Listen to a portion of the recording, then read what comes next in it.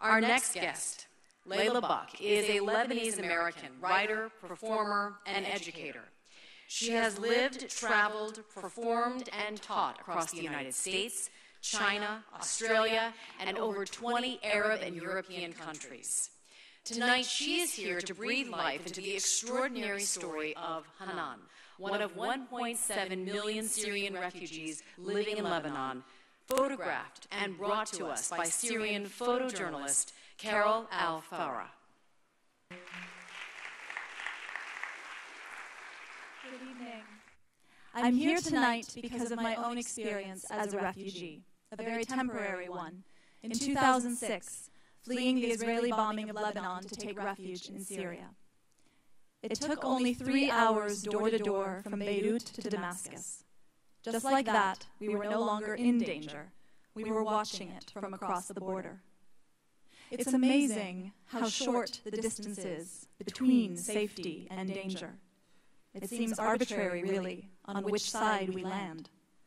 Every Syrian we met seemed to understand this.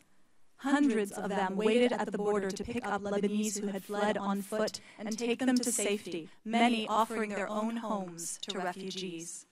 Everyone everywhere was watching what was happening to their neighbors as though it were their own families under the bombs, as though there were no border. When they knew that I was American and Lebanese, they would say, "Our governments and our militaries may disagree, بس نحن شعب واحد. We are one people." Hanan is one of 4 million and one of a kind. Here are just a few moments from her story. Hanan is from Idlib, a small city in the northeast of Syria with lots of trees and space. She was young when she married Ahmed. She had a beautiful family, everything she wanted. She felt lucky, she says. Ahmed had a grocery store. Muhammad, their oldest son, used to love to go to the shop with his father. Hanan would wait impatiently for them to come home so they could all have lunch together. Ahmed's favorite dish was mashawi, barbecue, which he loved to cook for his family. Then Hanan would prepare the bed for him to relax a bit, and before he went back to work, they would have coffee together. Those are the things she misses the most, she says. The simple things. When the war started, Ahmed refused to take sides in order to keep the business and save his family from trouble. They talked of escaping to Lebanon, but Hanan was pregnant, and they decided they would go after the baby was born. On what Hanan calls the Black Day, Ahmed was outside his shop waiting for customers. Suddenly, a car stopped, and men with masks got out and shot him. Muhammad was playing outside. He says he saw his father fall, his brain come out of his head, his blood everywhere, on the wall, on the ground.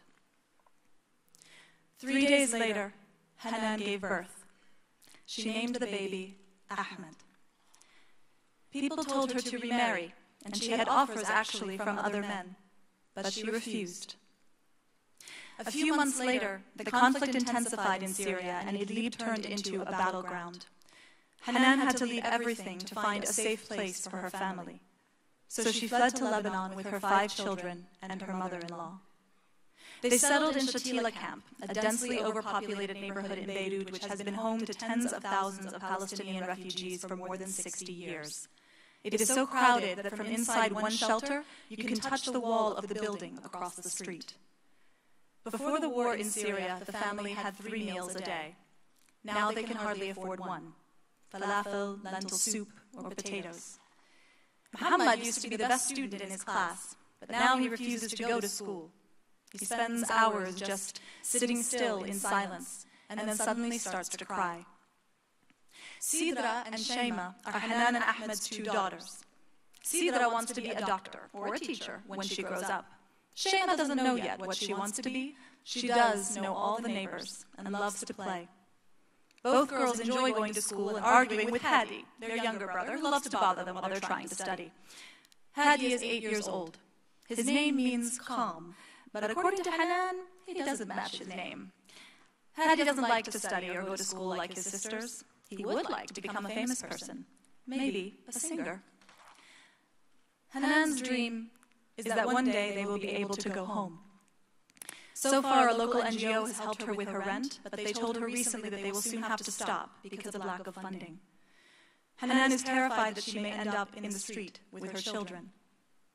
When we asked her what she misses most, she replied, "I miss my home.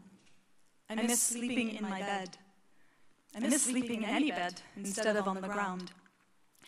I miss my neighbours. They were my friends. I miss our discussions. I miss laughing with them. I miss my husband. I miss my mother and her family. They are still in leave. They couldn't leave.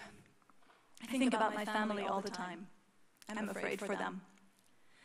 I worry when the children play outside, especially the girls when they go to school. I miss feeling safe. I miss everything. I feel exhausted, physically, emotionally, but I stand strong and straight on my feet for the sake of my children." Hanan shared her story with us tonight because she hoped it might help hundreds of thousands of families like hers, struggling to survive and depending on our help to do so. Nahna shab wahid. We are one people.